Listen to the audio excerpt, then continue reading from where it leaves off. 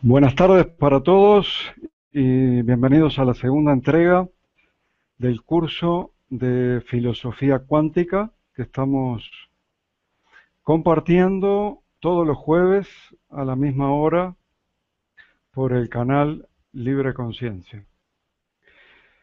Eh, Hemos decidido ya en esta segunda entrega, por varias razones, cambiar el formato. Estamos también probando varios formatos. Pero en lugar del formato de tertulia que habíamos elegido en un principio, vamos a hacer el formato de clase. O sea, va a ser una clase expositiva, yo voy a exponer, voy a tratar de ser lo más sucinto posible, pero que se entienda, y luego voy a contestar preguntas. Tenemos a la maestra Florencia Uribe, que es la encargada de moderar esas preguntas. Ella también puede hacer algún tipo de preguntas, pero quiero decirle que básicamente elegimos esta modalidad por la cantidad de contenido que hay. No queremos que sea un curso eterno, no es la idea, así que para avanzar de manera más rápida, en lugar de tertulia, lo vamos a hacer como clase expositiva, pero con preguntas al final, al terminar la exposición. Con ustedes la maestra Florencia. Pues muy buenas tardes a todos, muy buenas tardes para todas las partes donde nos escuchan y nos ven. Estamos viendo que están prácticamente en todo el mundo nos están escuchando y viendo. Esto nos da mucho gusto. Bienvenidos sean a esta nueva emisión, esta nueva clase que tenemos el día de hoy. Y pues yo voy a estar recolectando las preguntas que ustedes amablemente nos van poniendo en el chat y ahí las iremos almacenando para que al final de la exposición de nuestro profesor las podamos contestar para que sea un poco más ordenado esto, ¿no? Entonces, primero hacer la exposición, tengan paciencia, estamos registrando todas sus preguntas y al final serán contestadas. Entonces, pues regreso la palabra al profesor para iniciar con nuestra clase del día de hoy. Muy bien, muchas gracias, maestra. Y entonces, buenas tardes para todos y bienvenidos a la segunda entrega del curso de Filosofía Cuántica que estamos compartiendo todos los jueves a la misma hora por el canal Libre Conciencia. Eh, Hemos decidido ya en esta segunda entrega, por varias razones, cambiar el formato. Estamos también probando varios formatos, pero en lugar del formato de tertulia que habíamos elegido en un principio, vamos a hacer el formato de clase. O sea, va a ser una clase expositiva, yo voy a exponer, voy a tratar de ser lo más sucinto posible, pero que se entienda, y luego voy a contestar preguntas. Tenemos a la maestra Florencia Uribe, que es la encargada de moderar esas preguntas. Ella también puede hacer algún tipo de preguntas, pero quiero decirle que básicamente elegimos esta modalidad por la cantidad de contenido que hay. No queremos que sea un curso eterno, no es la idea, así que para avanzar de manera más rápida, en lugar de tertulia, lo vamos a hacer como clase expositiva, pero con preguntas al final, al terminar la exposición. Con ustedes la maestra Florencia. Pues muy buenas tardes a todos, muy buenas tardes para todas las partes donde nos escuchan y nos ven, estamos viendo que están prácticamente en todo el mundo nos están escuchando y viendo. Esto nos da mucho gusto. Bienvenidos sean a esta nueva emisión, esta nueva clase que tenemos el día de hoy. Y pues yo voy a estar recolectando las preguntas que ustedes amablemente nos van poniendo en el chat y ahí las iremos almacenando para que al final de la exposición de nuestro profesor las podamos contestar para que sea un poco más ordenado esto, ¿no? Entonces, primero será la exposición, tengan paciencia, estamos registrando todas sus preguntas y al final serán contestadas. Entonces, pues regreso la palabra al profesor para iniciar con nuestra clase del día de hoy. Comenzamos en el punto que habíamos dejado la clase pasada.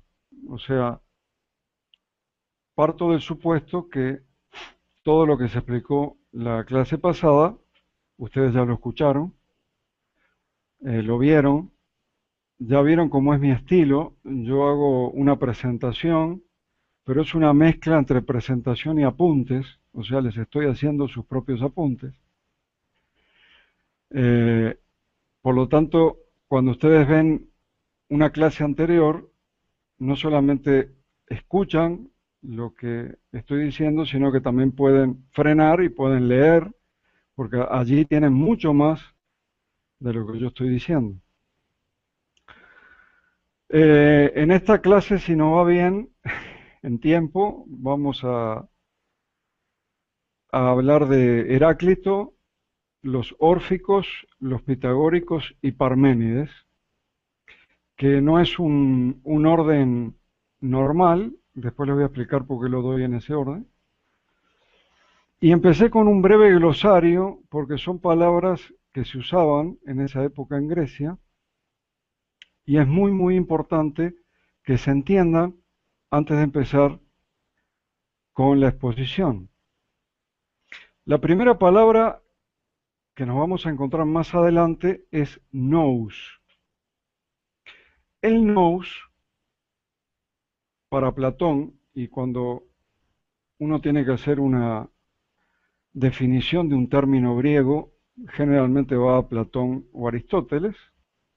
Platón decía que es la parte más elevada del alma y que permite el conocimiento directo. Es como la intuición de las ideas. En la clase que lleguemos a Platón ya vamos a ver qué era este asunto de la idea, de las ideas para Platón. Luego, en latín se tradujo por mente y hasta en algunos casos llegó a traducirse por espíritu. Pero mi definición particular es que el nous es la visión directa de la conciencia. ¿Sí? Visión directa, o sea, no es lo mismo que la palabra que sigue, que es logos. Para Platón el logos es un discurso articulado que permite dar razón de una cosa, explicar algo. Aristóteles lo toma como base para su lógica, incluso de allí sale el nombre, logos, lógica. Y particularmente, para mí el logos es la razón. La razón que sigue ciertos pasos, premisas, conclusión. ¿Ah? La razón discursiva, así se llama. También puede traducirse como palabra, aunque no es la traducción más común, aunque muchos creen que logos significa palabra, la última de las traducciones es palabra, es razonamiento en realidad. Y el movimiento, como se usaba,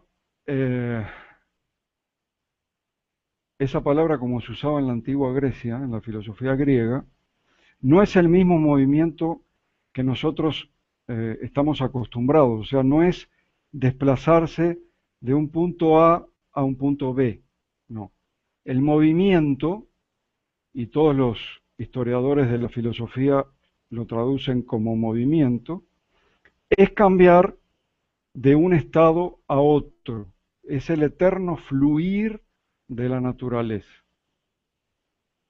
Hoy una cosa está, mañana no está. Entonces, ¿está o no está? Eso es un problema que lo vamos a ver más adelante, pero tiene que entenderse que movimiento es más bien cambio, cambio. Uno lo pone quizás por hábito, lo pone como lo traducen los historiadores de la filosofía.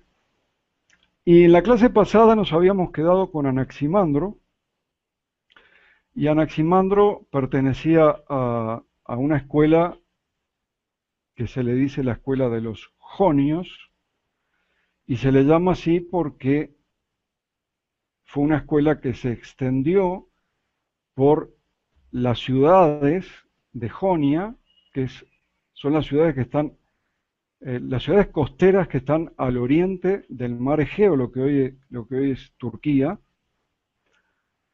Y como recuerdan, todo empezó en Mileto. Anaximandro también, como Tales, era de Mileto. Y una de las cosas que nos había llamado mucho la atención en la clase pasada es que todos los jonios le atribuían, bueno, ¿qué estudiaban los jonios? Estudiaban la naturaleza, o sea, el origen, qué es todo esto que percibo, qué es todo esto que veo, qué es esto que escucho. Lo que hacían era buscar el origen, la fuente de donde salía todo. Y para cada uno de los jonios, que no los vamos a ver a todos porque no le veo sentido, era un elemento en particular. Para tales era el agua o estado de humedad. Hay otro que se llama Anaxímenes, que era el aire. Pero para Anaximandro, es algo indeterminado. Él dice, el origen de las cosas que nosotros vemos no puede ser otra cosa, sino que tiene que ser algo indeterminado, indefinido, ilimitado, y él le puso el nombre de apeirón. El apeirón, para Anaximandro, era la fuente de donde todo surge, y vayan viendo un poco, por eso se llama filosofía cuántica, eh, estas conclusiones, como en germen hay una cantidad de conceptos que nosotros manejamos hoy día con lo que sabemos de física cuántica, ¿no? Indeterminado, indefinido, ilimitado, la fuente. A mí me van a escuchar hablar mucho de la fuente, pero cuando me refiero a la fuente me estoy refiriendo al campo cuántico. Por supuesto, ellos no tenían idea del campo cuántico, entonces me viene la pregunta a mí, ¿cómo es que llegaban a este tipo de conclusiones? ¿Cómo eran capaces, sin tener idea de una noción tan simple como es el campo cuántico, que hoy la maneja prácticamente todo el mundo, cómo hacían hace 2600 años para llegar a este tipo de conclusiones? Ahora, muchos que me estarán escuchando dirán, no, no se refería al campo cuántico, se refería a la naturaleza, se refería a lo que veía. Pero sin embargo, la fuente para este Anaximandro era algo indeterminado, indefinido, muy parecido a lo que nosotros hoy conocemos como campo cuántico. Y entonces vamos a hablar ahora de el que se le llama el último de los jonios.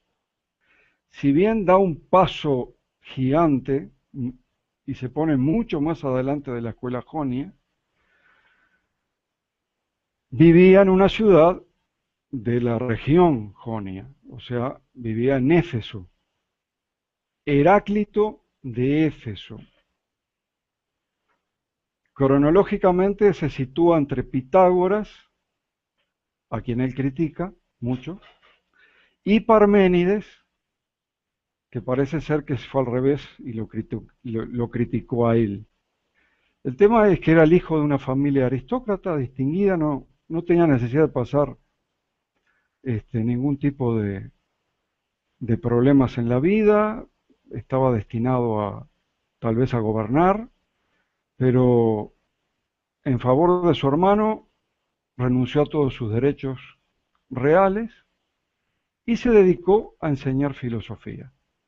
Qué locura, ¿no?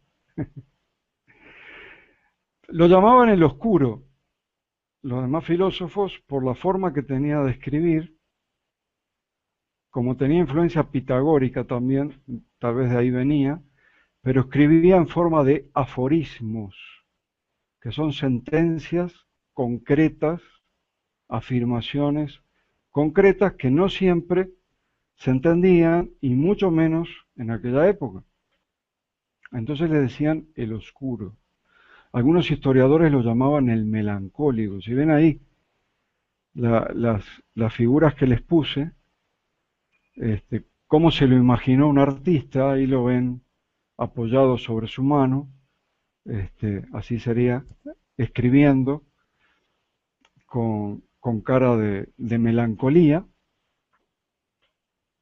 Después hay una estatua que es real, esta sí es real, de lo que fue Heráclito.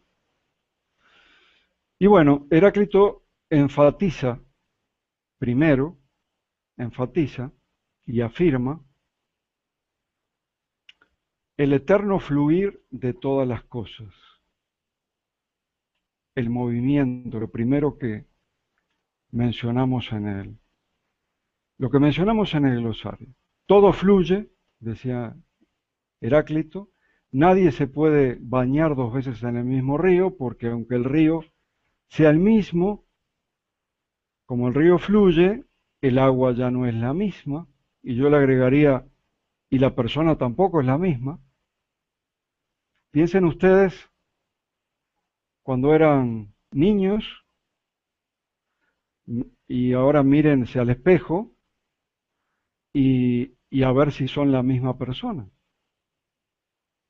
Son personas diferentes, no solamente físicamente, sino en la manera de pensar o en todo lo que puedan cambiar. Nadie es la misma persona ni siquiera de ayer a hoy o de hace un rato hasta ahora. Estamos en constante cambio y eso era lo que más le llamaba la atención a Heráclito y lo que más destacaba.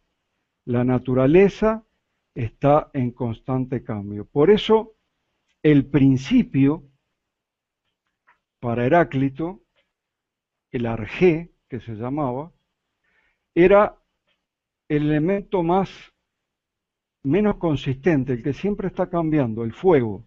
Ustedes ven que el fuego nunca se queda quieto, está en un constante cambio, en un eterno cambio. Así que el arjé, el principio, la fuente, era el fuego. Ahora, no es tan fácil. Heráclito decía, las cosas cambian constantemente, pero no cambian caóticamente, ni siquiera cambian al azar. Hay un orden, hay un plan en la naturaleza. Y afirmaba que la naturaleza dispone todas las cosas en lo que nosotros hoy conocemos como dualidad. Él en griego lo llamaba polemos, que la traducción exacta es guerra, y de allí sale la famosa frase mal dicha, la guerra es la madre de todas las cosas. Mal dicha porque Heráclito dijo la guerra es el padre de todas las cosas, no la madre. En realidad se refería a la tensión en los contrarios, ¿verdad? Frío, calor, claro, oscuro, noche, día, esa tensión en los contrarios. Ese era el pólemos, un principio de orden en la naturaleza. Estaba llamando la atención a la dualidad, lo que hoy conocemos como dualidad o polaridad, que es uno de los principios herméticos también. Bueno, y hasta allí es lo que se percibe, lo que perciben nuestros sentidos de la naturaleza.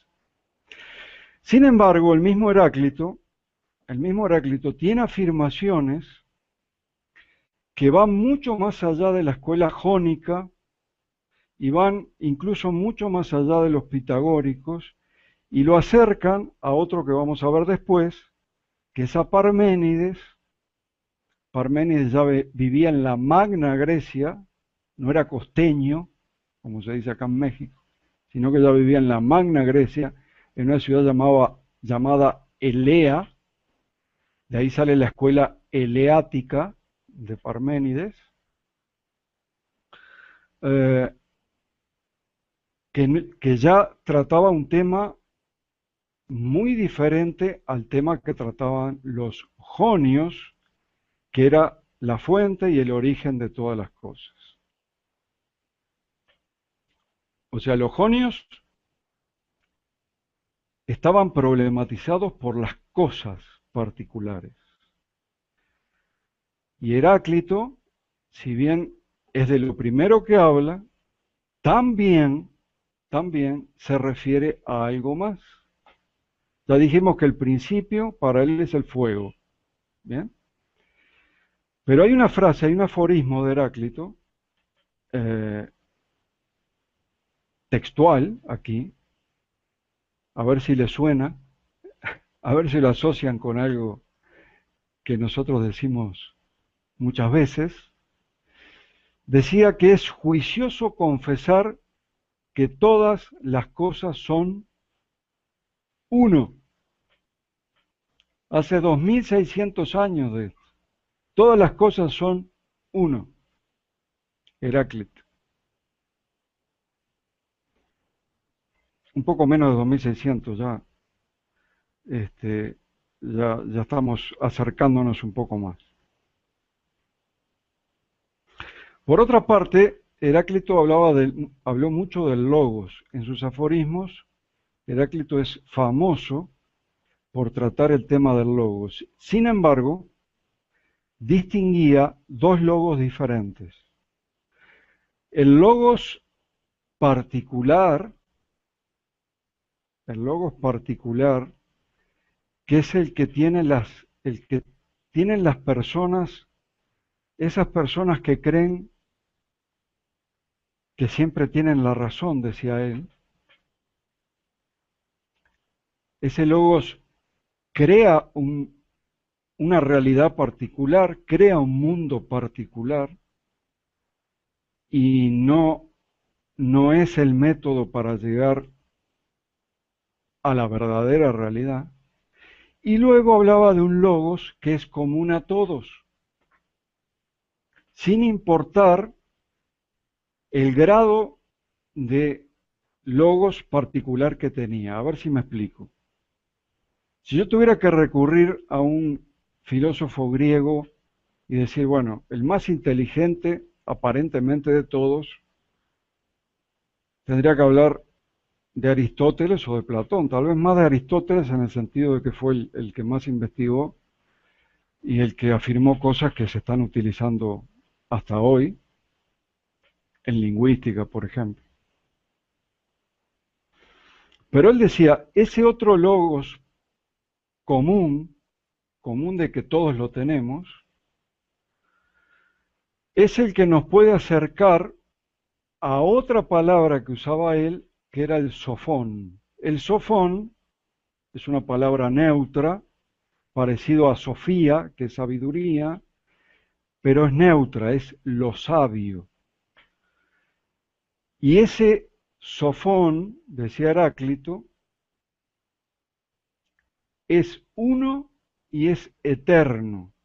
Nos estamos acercando a un concepto de divinidad, pero todavía no llegamos. Recuerden que estamos saliendo del mito. Estamos tratando de escapar del mito y estamos tratando de empezar a pensar. La raza humana, Occidente, estaba tratando de empezar a pensar por sí mismos, olvidándose de los cuentos, de los mitos y de las creencias. Así que no puedo decir que el sofón era la divinidad, pero sí puedo decir que el sofón sí que es el campo cuántico, porque él decía que eso es lo que verdaderamente es. Las otras cosas, las que cambian, las que se mueven, eh, también las reconocía, pero de la única cosa que decía que verdaderamente es lo sabio, el sofón. Y él decía que el mundo lo que hace es ocultar el sofón y que el trabajo del filósofo es justamente descubrirlo, desvelarlo, revelarlo, porque eso es principalmente la verdad. Precisamente el sofón es la verdad. Yo puse entre signos de interrogación. La verdad absoluta puse entre signos de interrogación.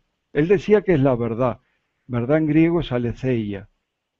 Ahí lo tienen. Eso, esa palabrita rara que aparece ahí dice aletheia. Eso es la verdad en griego. Verdad absoluta, lo vamos a ver. Noten ahora la distinción que hacía en sus aforismos. Él distinguía entre los dormidos, a ver si le suena, que son aquellos que actúan y que piensan conforme a ese logos privado. Desde mi punto de vista, ese logos privado es lo que nosotros le decimos el ego, para hacerla fácil, el ego.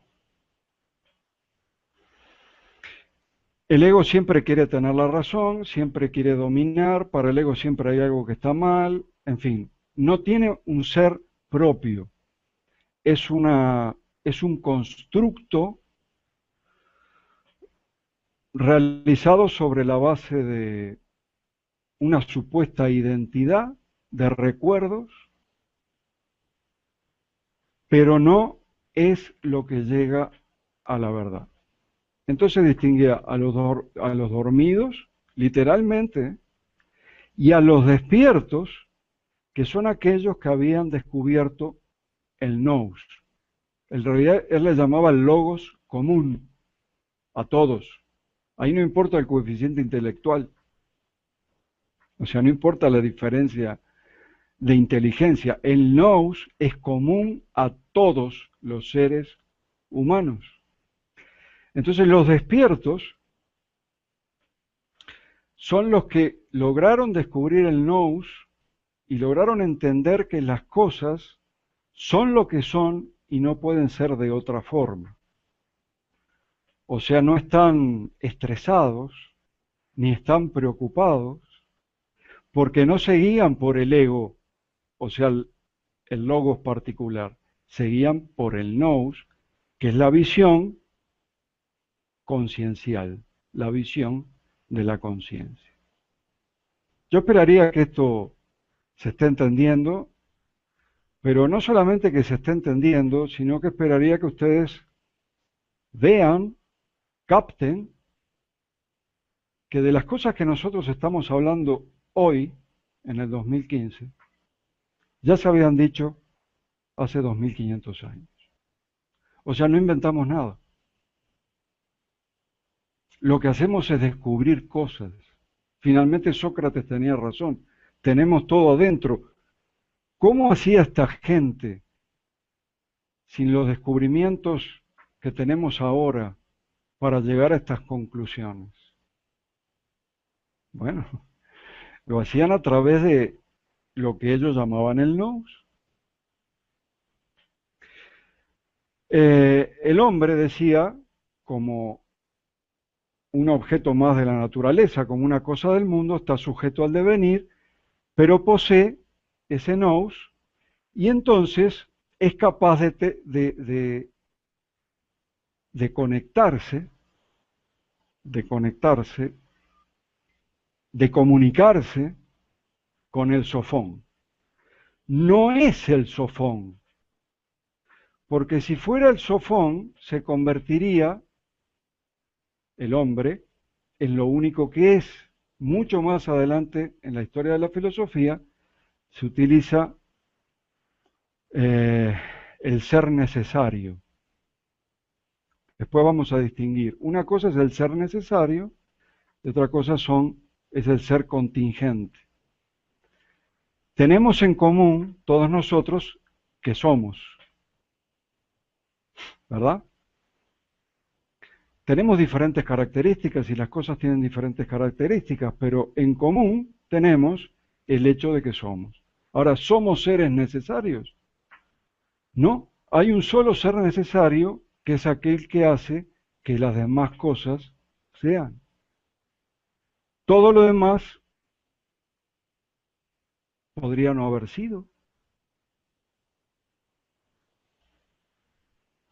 Entonces el hombre no es lo sabio, no es el sofón, pero tiende, para Heráclito, a ese sofón. El hombre es en este caso sí, un filósofo, en las mismas palabras de Heráclito de Éfeso. Bueno, contemporáneamente a estos descubrimientos, a estas conclusiones que se llegan en la filosofía, que como ven son conclusiones muy maduras, son cosas que las hemos repetido muchos de nosotros muchas veces. Todo es uno, está despierto, está dormido, como si pudiéramos saberlo, ¿no? Pero ya se estaba hablando de eso hace 2500 años. Contemporáneamente empezaron a entrar en Grecia religiones, movimientos religiosos provenientes de Oriente y mucho más, yo puse la palabra ahí, metidos en la vida de las personas, típico de los movimientos sectarios de este tipo.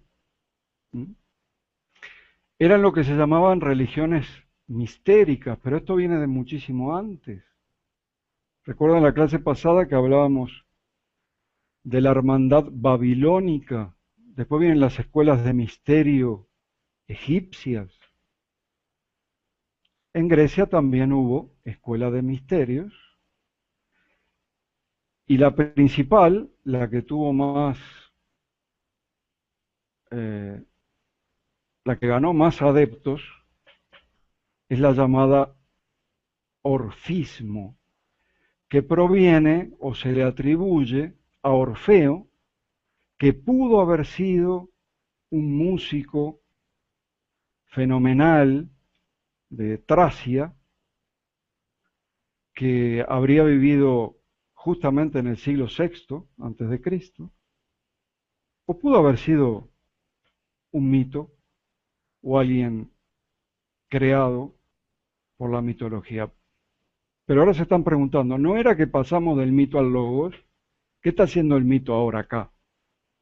Bueno, en una Grecia que ya predominaba la filosofía, predominaba el logos, predominaba el pensar libre, la libre conciencia, aunque todavía la palabra conciencia no se utilizaba. Secretamente, este tipo de sectas se iba infiltrando en la sociedad. Y empezó esto en una pequeña islita de la costa jonia llamada Samos. De ahí los echaron y se fueron a una ciudad que está en el sur de Italia llamada Crotona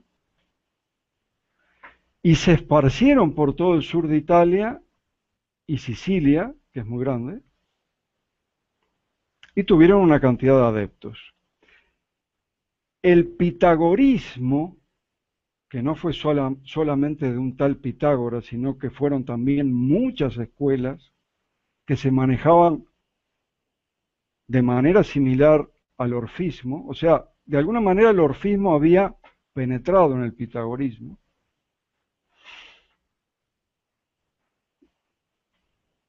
Se, de manera secreta, pero se esparció por una región muy amplia. O sea, salió de Grecia y de ahí que al pitagorismo se le dice la escuela itálica, porque se apoderó de gran parte de Italia. Tenían normas rarísimas, no comían carne, no comían habas, no sé por qué las habas, pero tampoco. No podían atizar el fuego con un hierro, no sé por qué. ¿Quién sabe de dónde salían esas cosas? Pero tenían reglas que parecen realmente de broma, parece realmente que fuera una broma. Y tenían, por supuesto, una cantidad de dioses a los cuales veneraban y tenían toda una historia, no una cosmovisión, no una cosmología, sino que estos habían vuelto a la cosmogonía. Cuando hablamos de cosmogonía, se diferencia de cosmología en que la cosmogonía es mitológica,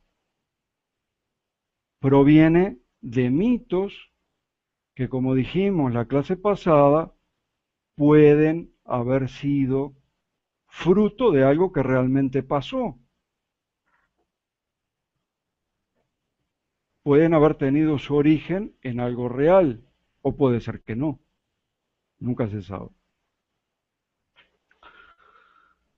Ya vamos a contar un poquito el cuento de los órficos, que se lo creían los pitagóricos también, pero lo más importante, lo que empezamos a ver aquí, son conceptos religiosos que hasta ahora no habían aparecido y que después los vamos a ver durante toda la historia como la inmortalidad del alma. Este tema de la inmortalidad del alma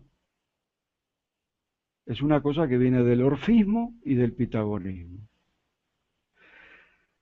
Es muy clara la idea de alma como algo distinto del cuerpo. Hay un dualismo allí, están en oposición.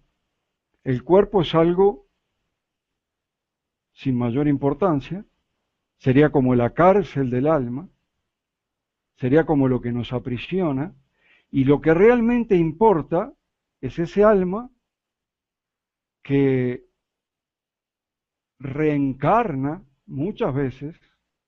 Ellos ya tenían la idea de la transmigración de las almas, y después de reencarnar una cantidad de veces, vuelve a la divinidad. Pero esto iba en contra hasta de la forma de ser de los griegos. Iba en contra, pero a su vez, como siempre, eh, fue una influencia, fue una manera de programar la mente. O sea, la programación de la Matrix siempre va a estar. Por más que la humanidad dio saltos cuánticos en cuanto a su nivel de conciencia, y yo creo que el siglo sexto antes de Cristo fue un gran salto, y yo creo que el siglo XXI fue otro gran salto, y yo creo que dentro de poco vamos a ver otro gran salto. La programación siempre va a estar allí. La manipulación siempre va a estar allí. Eso de que el cuerpo es la cárcel del alma, después lo repite Platón, con toda su inteligencia y con toda su imaginación. O sea que estos pitagóricos influyen en la filosofía posterior y en los grandes como Platón.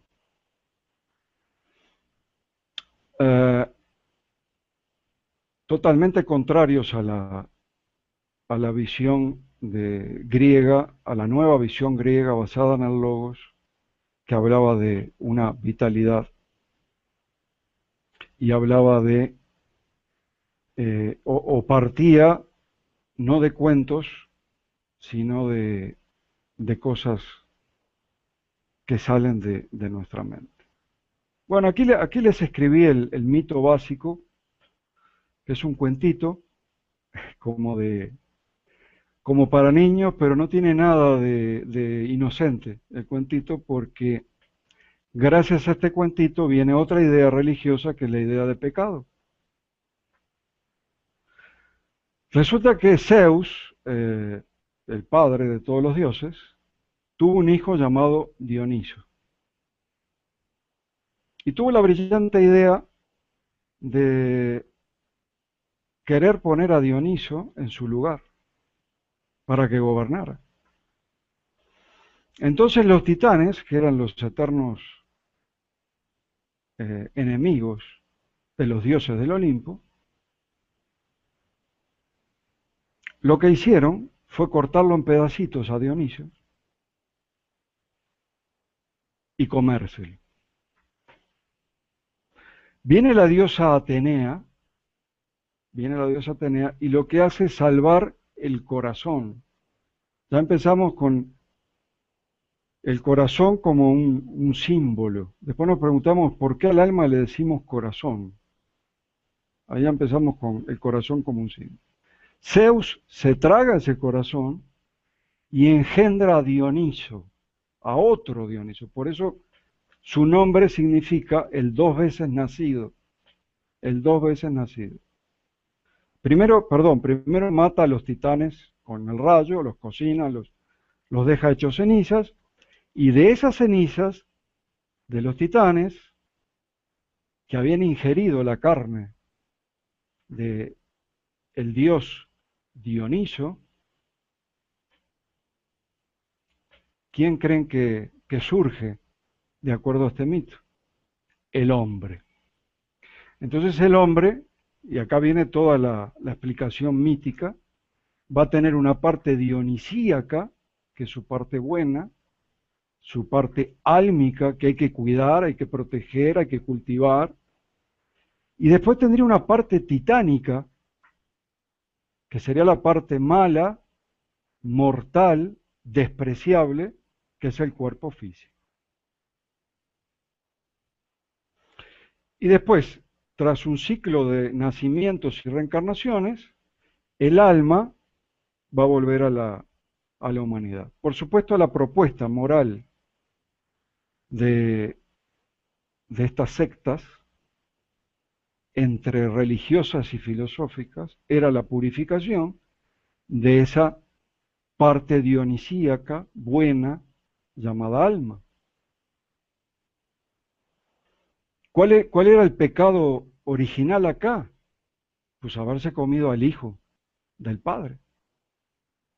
Primero haberlo matado y encima después habérselo comido. Un poquito macabras los cuentos, pero si ustedes empiezan a asociar y empiezan eh, noten que estamos a 6 siglos de nuestra era, 600 años antes. Y luego estos conceptos o estas creencias se fueron retomando, ingresaron,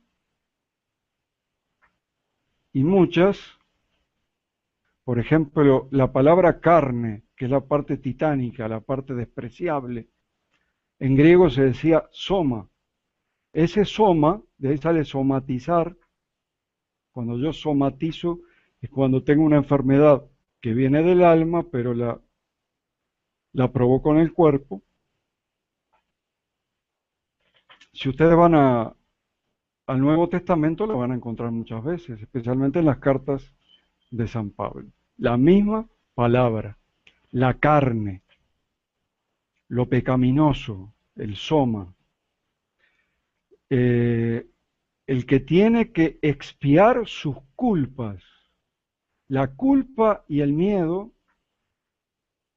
al revés, el miedo primero y su consecuente culpa son las dos cosas principales que este tipo de sectas utiliza para manipular y para programar a las personas. Si esa alma lograba expiar esa culpa original, porque no era una culpa particular, era una culpa original que se extendía a toda la raza, se salvaban de los castigos del tártaro. El tártaro eran como unas mazmorras espantosas que estaban en el Hades, que era el lugar donde iban los muertos, pero además en el Hades había esas prisiones donde iban las almas que tenían que ser castigadas y sufrían un tormento sin fin. Es lo que después conocimos nosotros como infierno, y que su único fin, su único cometido es generar y programar a la raza humana con el miedo. Entonces, la purificación es el gran objetivo. Solamente que para los pitagóricos, que además de religiosos eran filósofos, el camino que ellos tenían o que ellos proponían para purificar el alma y para que dejara el ciclo de las reencarnaciones era estudiar, la dedicación a una vida intelectual. O sea, no somos, fuimos muchos, ¿no? Los que nos dedicamos a eso, y después de dedicarnos un tiempo a eso nos dimos cuenta de que no es así. Pero para los pitagóricos era así. La dedicación a una vida intelectual podía purificar el alma para que dejara el ciclo de reencarnaciones. ¿Y cuál era la ciencia más pura, más perfecta para los pitagóricos? La ciencia de los números y la ciencia de las figuras geométricas. O sea, la matemática, la geometría, y agregaban también la música. Los que saben de música también saben que hay mucho de matemática en la música. Así que fueron, por sobre todo, matemáticos, pero llevando la matemática a un extremo tal que el problema de el principio de todas las cosas, el problema del arjé, para ellos eran los números. O sea, todas las cosas salen de los números.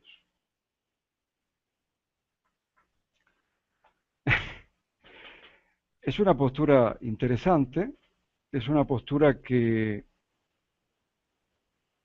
influenció mucho la ciencia moderna e influenció muchas posturas e ideas que se pueden ver hoy en día.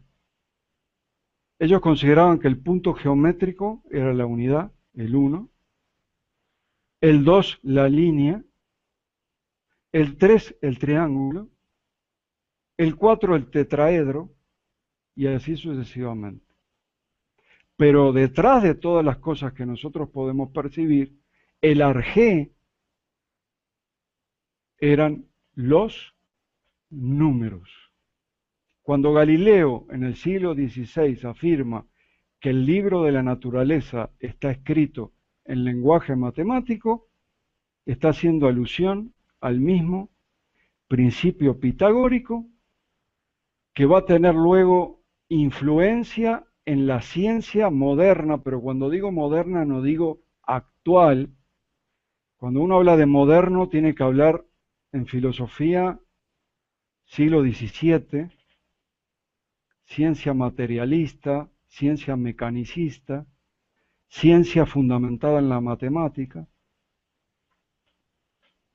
Ahora la cosa ya se está revirtiendo no se olviden que en física cuántica todo es probabilístico, una cosa que Einstein no soportaba, que no soportaba que la medición de la física cuántica no fuera determinista, como él estaba acostumbrado, sino que fuera probabilística. Por eso decía que la física cuántica es una ciencia incompleta y murió negando una cantidad de cosas que hoy sabemos, como el entrelazamiento cuántico, el entrelazamiento de partículas subatómicas y una cantidad de cosas que hoy eh, y hace muy poco tiempo se pudieron comprobar sin esos problemas que tanto criticaba no solamente Einstein. De paso, el asunto este del entrelazamiento de partículas justamente fue creado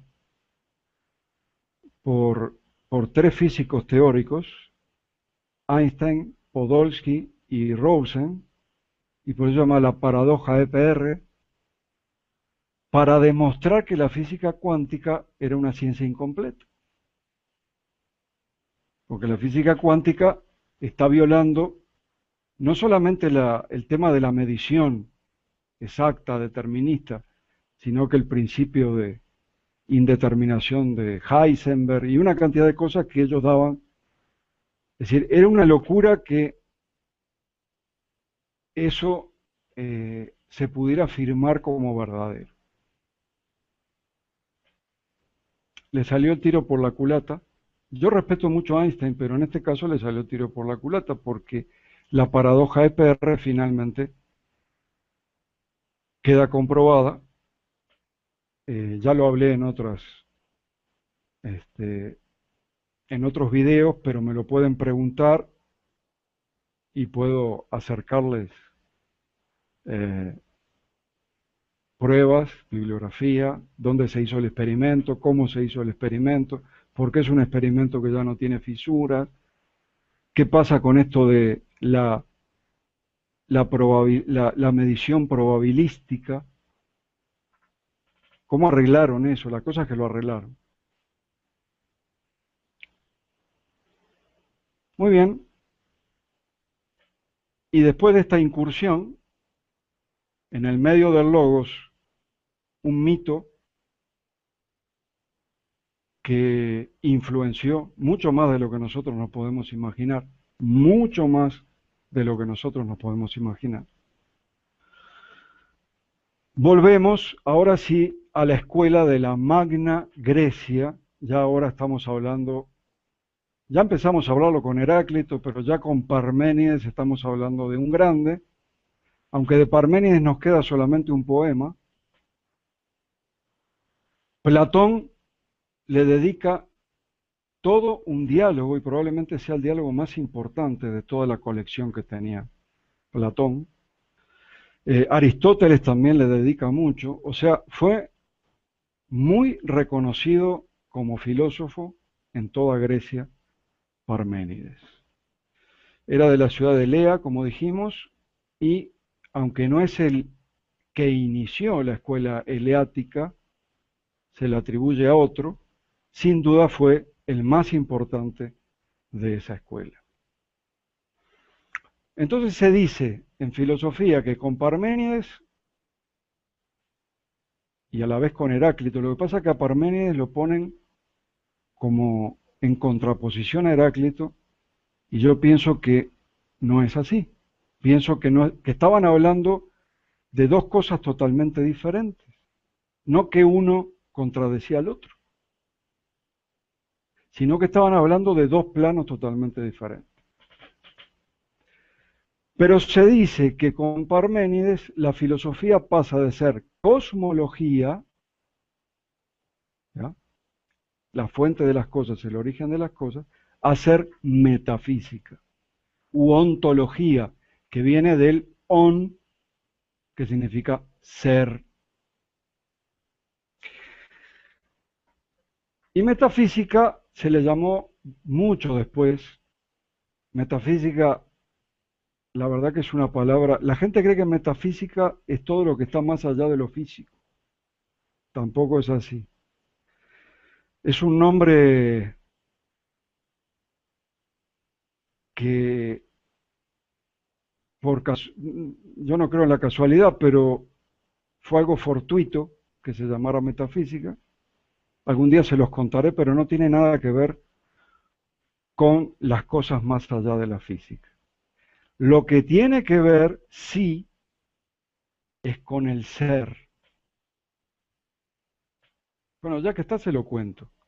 Andrónico de Rodas, que fue el que compiló la obra de Aristóteles y que la ordenó, le iba todo bien hasta que llegó a los libros de física de Aristóteles.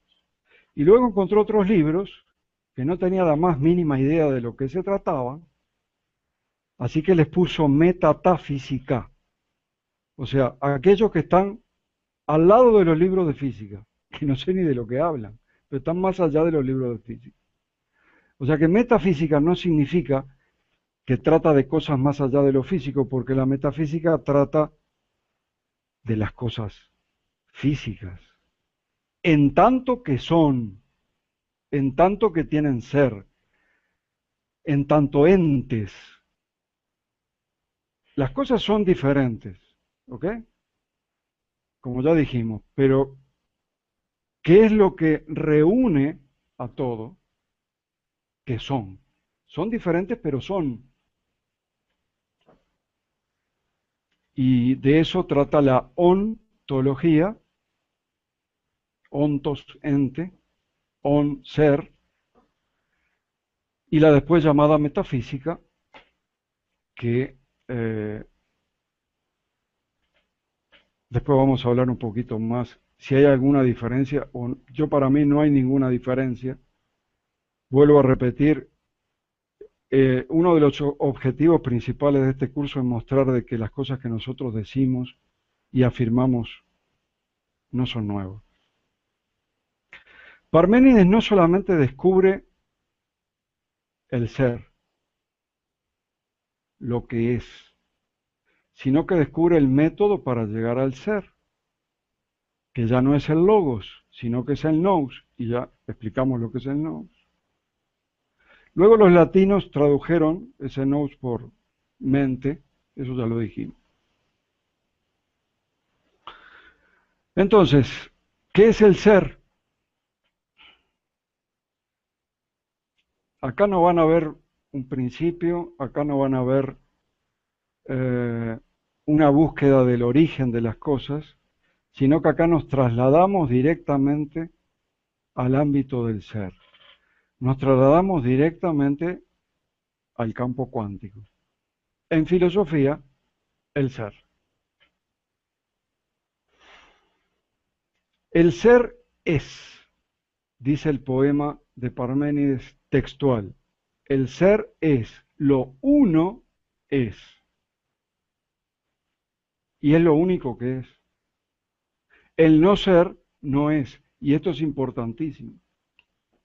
Esto no se entiende de un momento para el otro, pero lo vamos a entender juntos.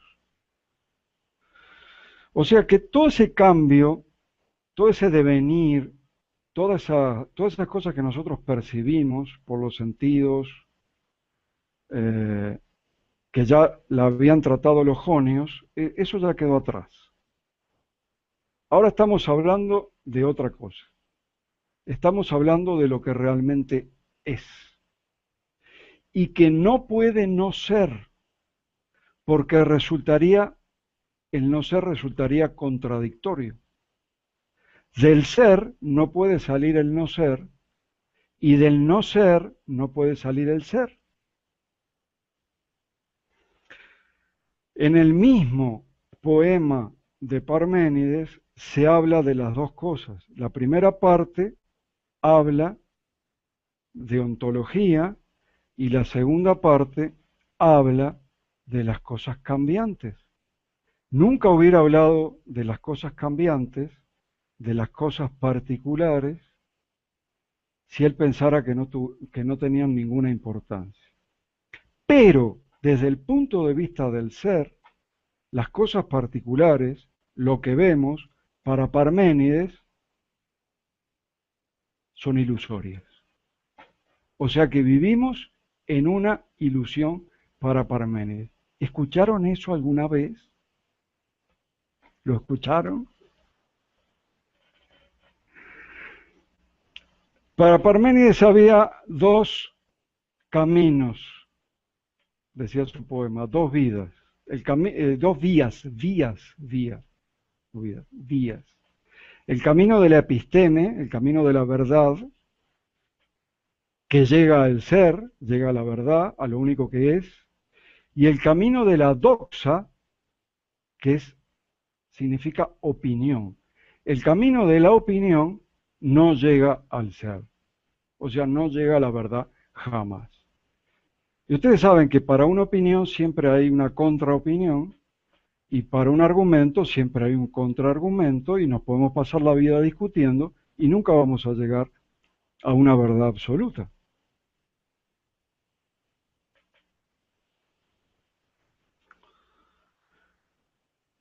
Entonces, me están diciendo que ya me extendí un poquito en el tiempo, pero, o que me pasé de lo programado, pero creo que había cosas que eran muy necesarias explicarlas.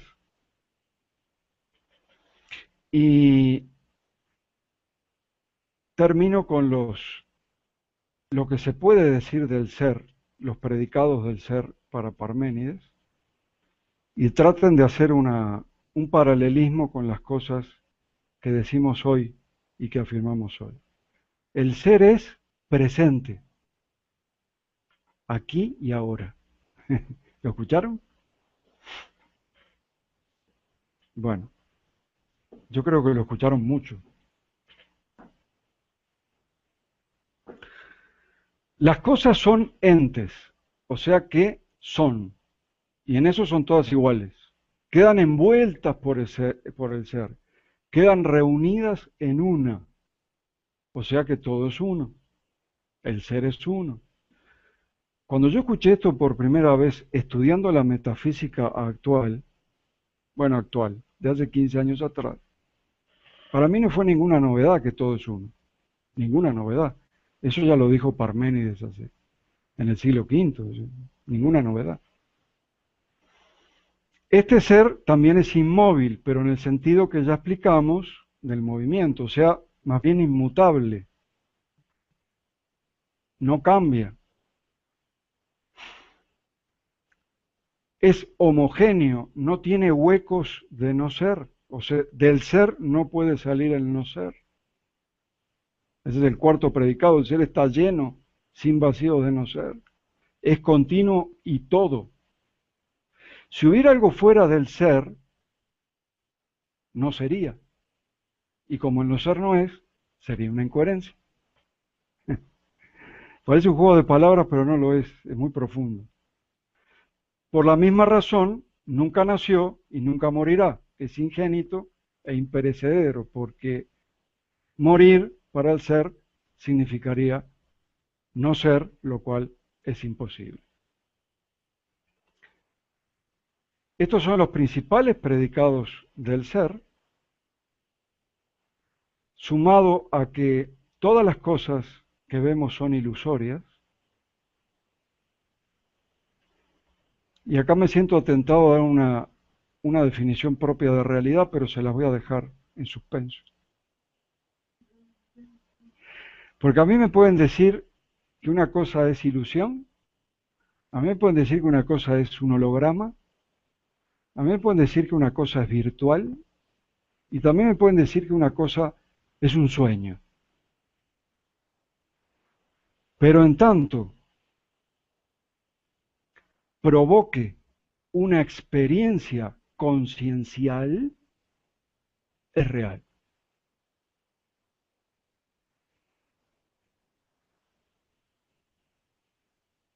Podemos estar soñando esta vida, puede ser una ilusión esta vida, puede ser un holograma esta vida, puede ser una realidad virtual esta vida,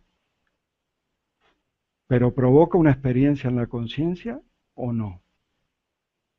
Si la respuesta es sí, y yo creo que sí, entra, desde mi punto de vista, en el ámbito de lo real, sin importar de qué esté hecho.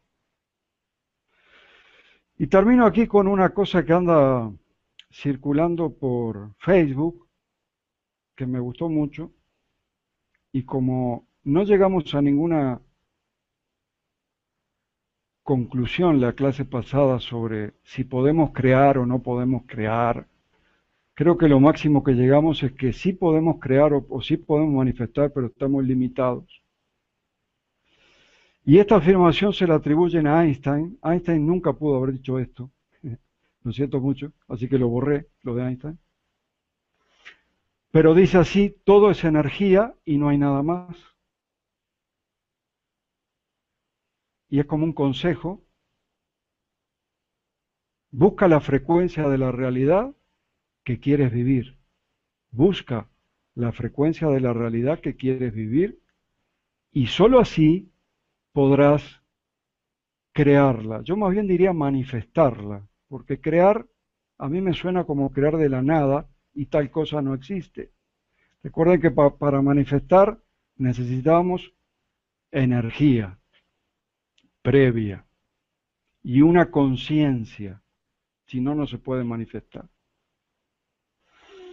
No puede ser de otra manera. Esto no es filosofía, es física. Me gustó mucho esa frase, mal atribuida a Einstein, pero me gustó mucho, por eso se las traje y con esto termina mi exposición de la segunda clase del curso de filosofía cuántica. Preguntas. No tengo ninguna pregunta aquí.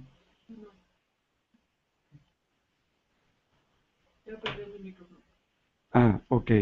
Entonces la maestra Florencia. Ok. Bien, pues los invito, compañeros de curso, a que en el chat pongan sus preguntas, iremos contestándolas. En tanto ustedes se animan y en tanto ustedes van redactando sus preguntas, yo sí tengo algunas y otras por ahí que van llegando. Pero voy a empezar de atrás para adelante, en cuestión de la exposición. Eh, Hablabas de la realidad, y es que en tanto genera una experiencia, podríamos decir que es algo real. Eh, entonces, me queda la pregunta. eh, Finalmente ya no es tan importante si eh, la estructura de lo que estamos viviendo, sino lo que nos deja, ¿no? Porque cuando de alguna manera regresemos a la parte como cada quien tiene su, su sistema de creencias, que puede pensar que despierta, que volverá a reencarnar, etcétera, etcétera. Pero lo que nos llevamos, pues obviamente no va a ser lo que se queda aquí, que es para empezar, esta envoltura que yo le llamo envoltura a este cuerpo físico que tenemos, pero que aquí nos sirve para experimentar cosas. A través de este cuerpo físico experimentos cosas que nos dejan algo o otras cosas, ¿no? Entonces, esa es la pregunta, ¿no? Cuando nosotros dejemos este holograma, este sueño, lo que cada quien concibe, nos llevamos la experiencia. Entonces, Sí, es así. Cuando este cuerpo queda aquí, sea lo que sea esto, una ilusión, un sueño, lo que sea, lo que te llevas es la experiencia. ¿Cuántas personas han cambiado su vida por un sueño onírico? Han tenido un sueño que les dio la clave de la vida. ¿Cuántas personas? Bueno, una vez que dejas esto y te vas de aquí, entonces lo que te llevas son las experiencias. Y como nuestra conciencia, que yo le llamo circunscripta o individual, es una con la fuente, con la conciencia absoluta, la conciencia absoluta está experimentando a través de nosotros. O sea que esas experiencias, además, son necesarias.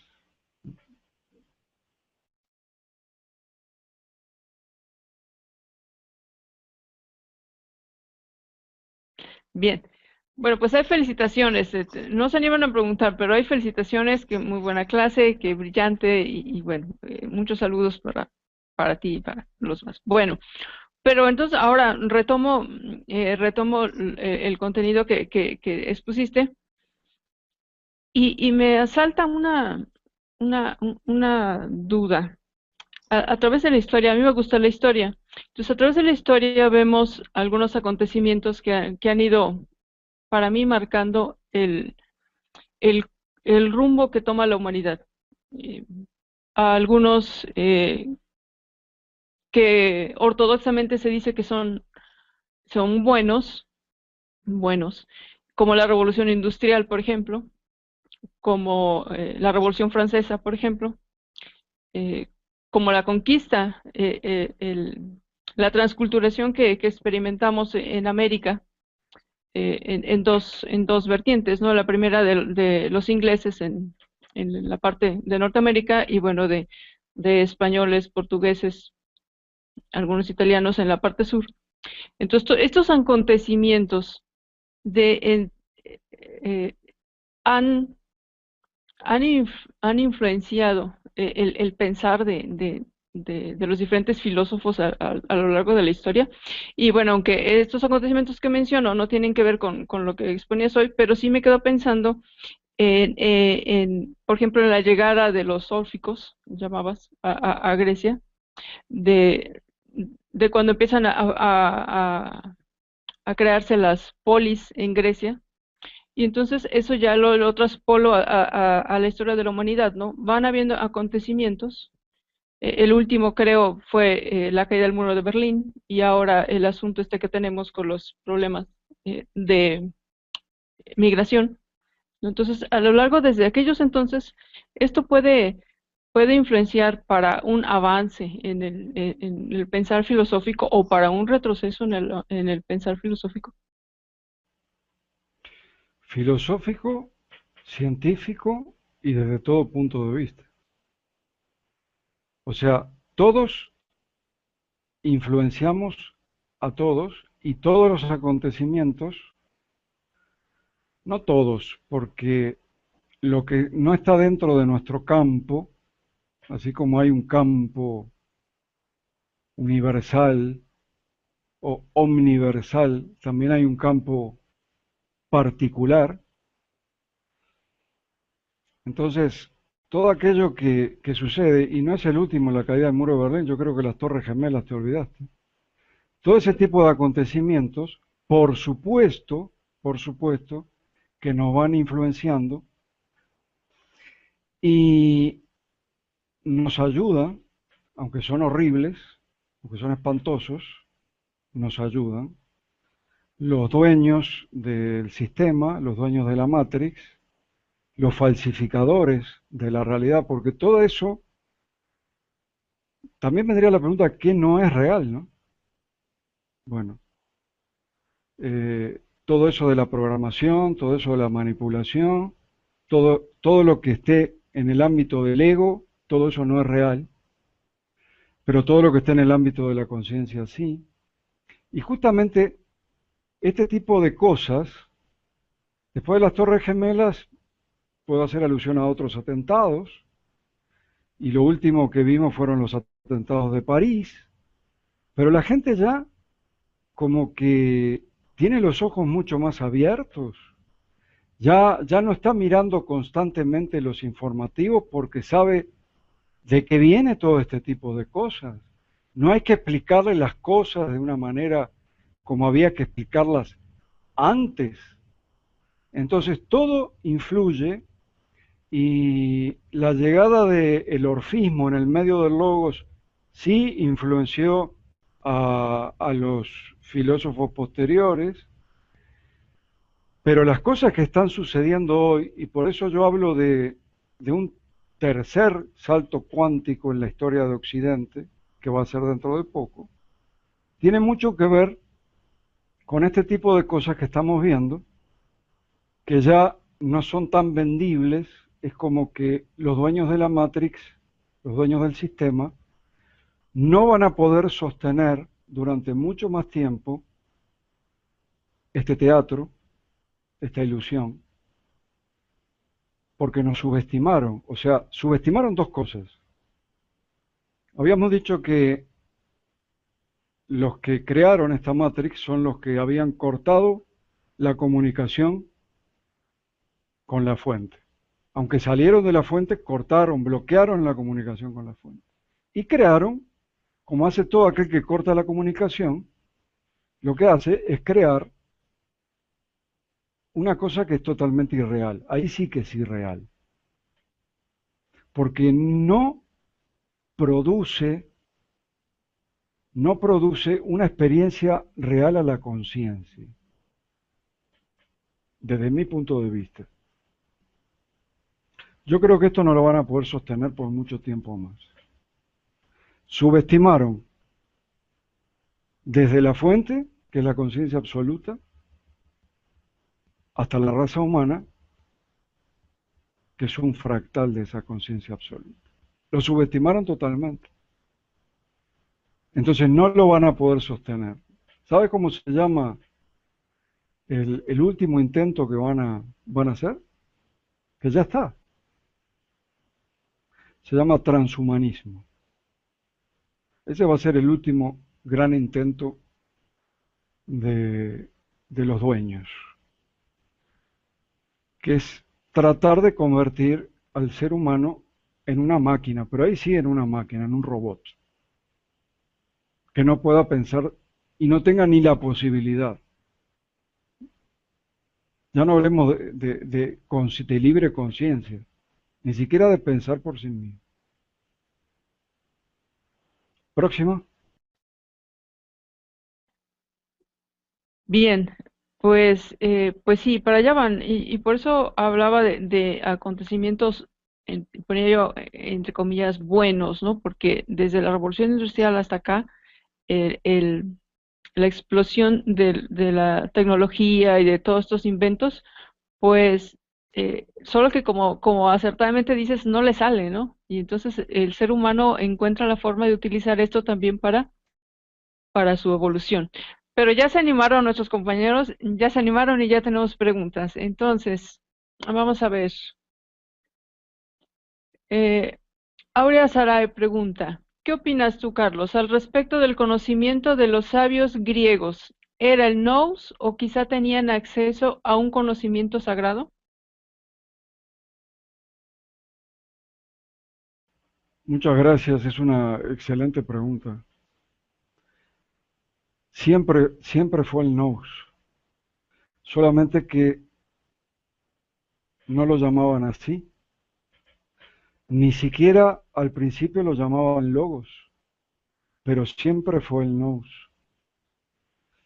porque si no, no hubiera sido posible desprenderse porque había ya, hacía miles de años, miles, 7, 8, tal vez más, había miles de años de programación.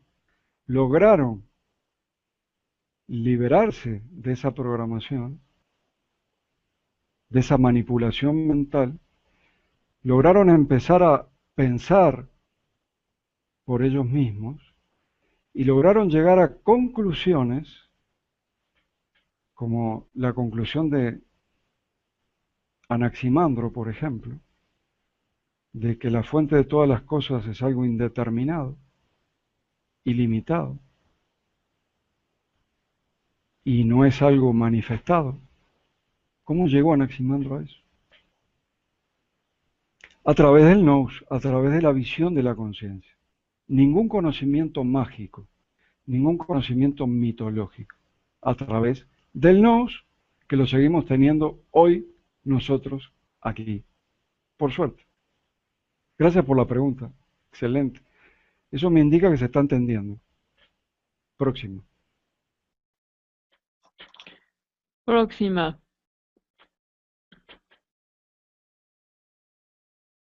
Próxima. Aquí está, aquí está, aquí está. ¿Podría ser que esta aventura hayamos decidido venir a este mundo sabiendo y asumiendo la Matrix? ¿Experimentamos con el dolor?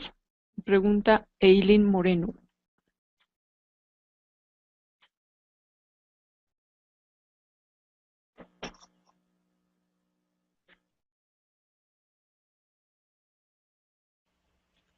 ¿Qué piensan ustedes? Eh, no es que yo me trate de liberar con esto, pero lo dije en la clase pasada y lo tengo que volver a repetir. Hay preguntas o afirmaciones a las cuales no se le puede decir que no. Sí es posible. De hecho, el camino más corto es el dolor. Lo que pasa es que el dolor no es necesario si sabemos por dónde ir, si sabemos utilizar el nous. El dolor no es necesario. Pero el dolor es el camino más corto de todos. Así que sí nos sirve. Y acá lo que nos pregunta Eileen es si nosotros vinimos, ya me le hicieron varias veces esta pregunta, nosotros vinimos a esta vida sabiendo lo que estaba pasando aquí y vinimos para tener esta experiencia que tiene muchas cosas buenas y tiene muchas cosas dolorosas, o tal vez vinimos para ayudar, puede ser. Son esas preguntas que no le puedo decir que no, e incluso me siento tentado, no tengo una respuesta, pero me siento tentado a pensar que sí elegimos venir a esta realidad.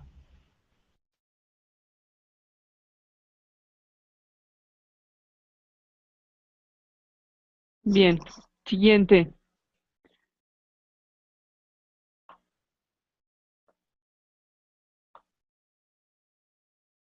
Mm. Nassim dice que nosotros creamos la realidad, pero al mismo tiempo la realidad nos crea a nosotros. ¿Podría explayarse un poco sobre esto, profesor?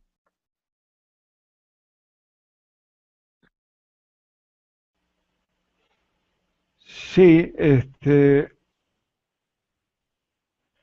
todo es, no solamente todos somos uno, sino que todo es uno. Y no somos el ser necesario como manifestación, estamos siendo. Te vuelvo a hacer la misma metáfora. Checa una foto de cuando eras niño y mírate al espejo, vas a ver que dos personas totalmente diferentes. Está equivocado decir yo soy. En todo caso tendría que decir yo estoy siendo. Y ese siendo constantemente está influenciado y está ayudado por todo, porque en el fondo todo sale de la misma fuente y todo en el fondo es uno. Aunque la fuente quiso manifestar, se fractalizó, generó conciencias circunscriptas, diferentes, porque esas conciencias van creando almas que son diferentes y experiencias diferentes y personas diferentes, y en este plano todos somos diferentes, porque eso quiso experimentar la fuente, quiso experimentar la diversidad. ¿Cómo van a decir que desde aquí estamos diciendo que somos iguales? Eso sería una locura. La respuesta es que Nassim Haramein, como de costumbre, o por lo menos en casi todo, tiene razón. No solamente nosotros podemos manifestar cosas, sino que las cosas ayudan a que nosotros manifestemos en nosotros mismos cosas que antes no estaban allí, que cuando yo era chico no estaban ahí, y cuando era adolescente no estaban ahí, y ahora las estoy manifestando. Una más y ya estaríamos dentro de... Bien. A ver, aquí dicen que alguien preguntó sobre la reencarnación. A ver, vamos a ver. Mm, Ok, ya le conté. Dice, hasta donde sé, la reencarnación no existe tal como nosotros creemos, ya que el tiempo no es lineal. Es decir, nuestras vidas pasadas están desarrollándose en realidad de forma simultánea. ¿Qué opina, Carlos? Bueno, más que una opinión personal, acá tengo una universidad entera de Estados Unidos que dedicó décadas a estudiar experimentalmente la reencarnación. Tengo un físico teórico que dedicó su vida a la reencarnación. Y si bien es cierto que el tiempo cuántico no es lineal, va tanto hacia atrás como adelante, la reencarnación sigue perteneciendo a esta falsedad que llamamos Matrix. O sea, no estaría dentro del ámbito de la fuente, sino estaría dentro del ámbito de la Matrix.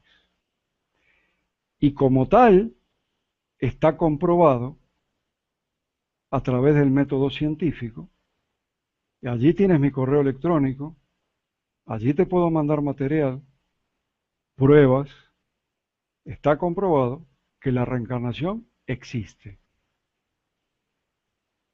Y el que diga lo contrario es porque no leyó ni estudió.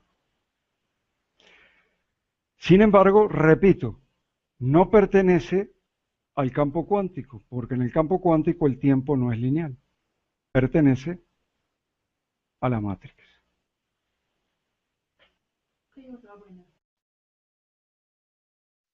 Bueno, ahora sí va la última, pero me parece, me parece una buena pregunta y además tiene que ver con el tema que trataste hoy. Matilde Petengil pregunta, ¿qué pasó con el elemento éter? Además del agua, aire, fuego y tierra, del que hablan los griegos, ¿tiene otro nombre ahora o hay otro fluido en el universo?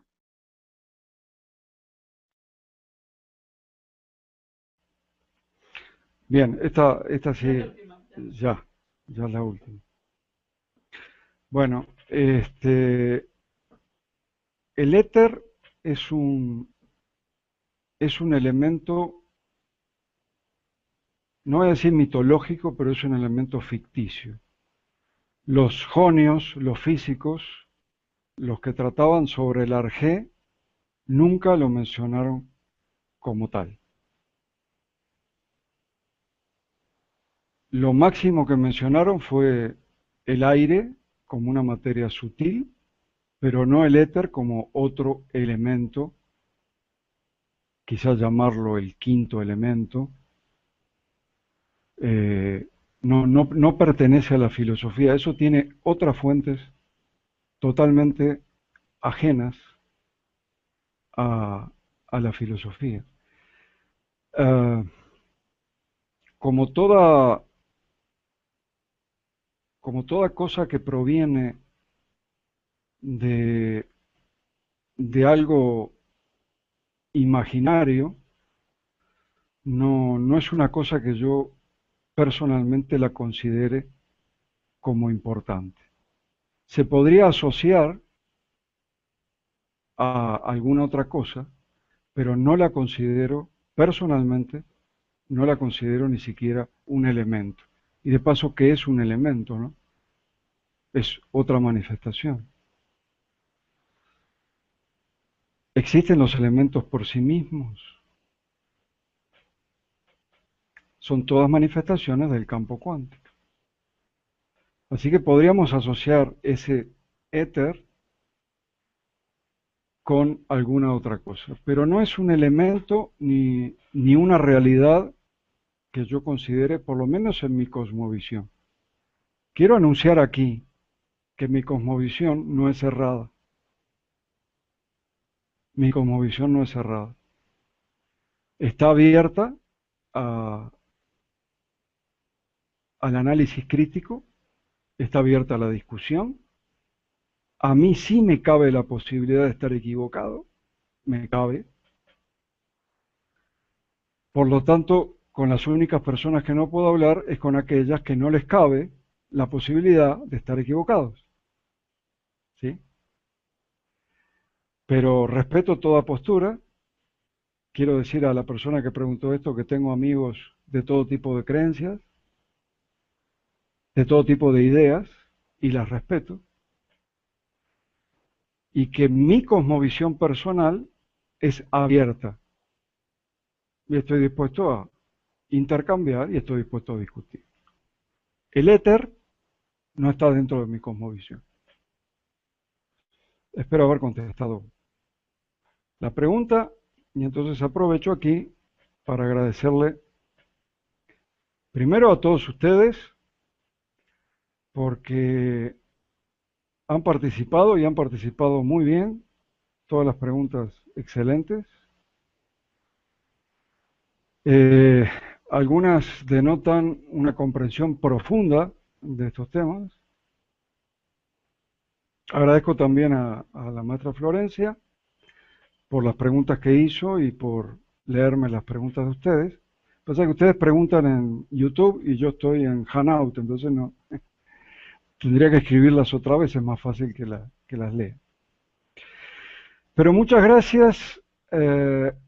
Nos volveremos a ver en una tercera entrega, pero ya después de estas festividades tan tradicionales que, que tenemos todos los años.